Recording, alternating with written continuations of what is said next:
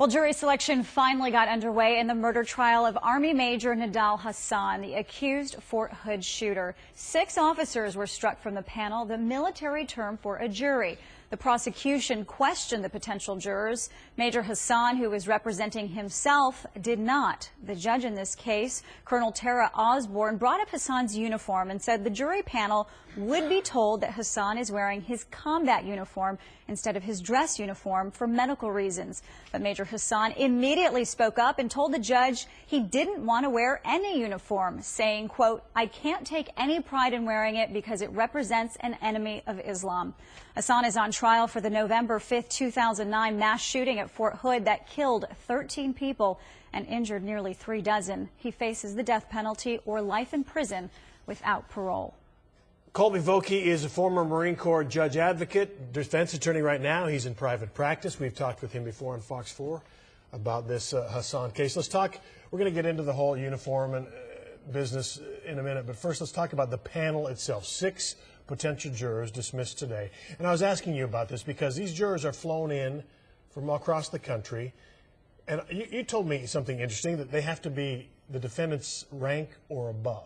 That's right. According to military law, they have to find majors who are senior to Major Hassan or lieutenant colonels, even generals. So in theory, it's a small panel. They fly in 20 at a time. Is that right? That's right. Okay, so there's a pool, I think, of 300, but we've gone through 6 of the 20, the first 20, and dismissed 6, and they'll go through 14 tomorrow. So that's how that happens. Anything unusual about 6 being dismissed out of the first 20 in the first day? No, because you're going to find people that know witnesses or victims from the case.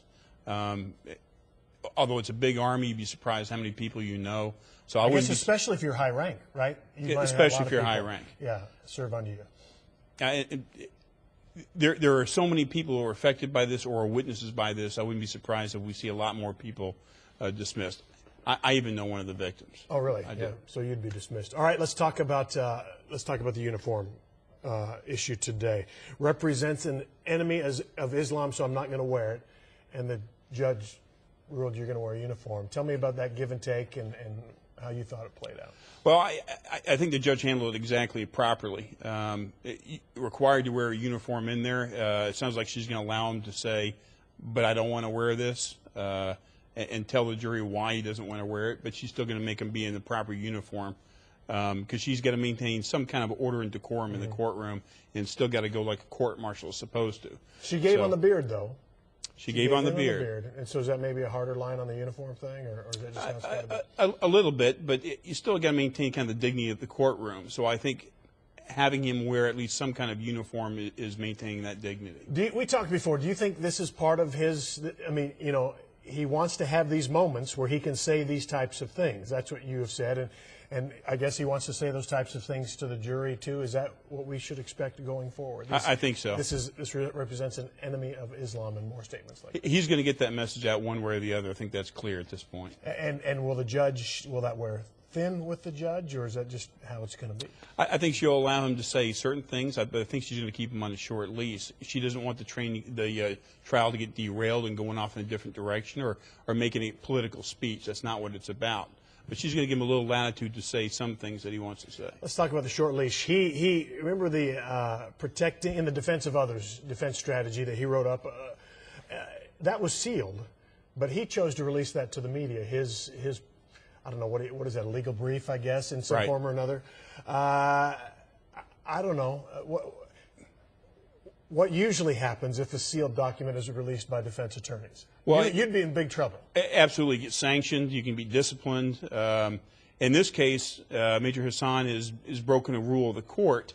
If he continues with doing that, she can force him to take representation and not allow him to represent himself. That's an extreme measure if he continues to break rules. But she has to maintain that trial in some kind of order. So he better watch himself. I don't know. I guess I don't mean to be flip in any way, but this guy's facing the death penalty, so he probably thinks, I mean, what else can they do to me? I mean, really, bottom line, right? I think so. I think this is more important to him to make a statement than it is about defending himself at the trial anyway. How will this progress? What do you think? Is it going to move fast or slow, or what's your opinion? I think it'll go pretty slow. I think it'll go even slower once they start the individual voir dire and Major Hassan gets a chance to start questioning him as well. Did it throw you to see those big containers boxed around the courthouse for safety reasons? Is that unnerving? It doesn't do it to me because I've seen them over in Iraq and Afghanistan a number of times, the HESCO barriers that we use for protection. Not in Iraq, though, man. That's, you know. Well, I've seen them. I've seen them in courts and courts martial in Iraq and Afghanistan with the HESCO barriers up, but they're around everything. You know, stateside court martial on a base, yeah, it is a little. It would be a little unnerving and maybe a little disturbing for some people to see, but you just get used to it. You get used to it. You get used to it. All right, we'll have you back, Colby. Thanks for coming down. Appreciate it. Thanks, Steve.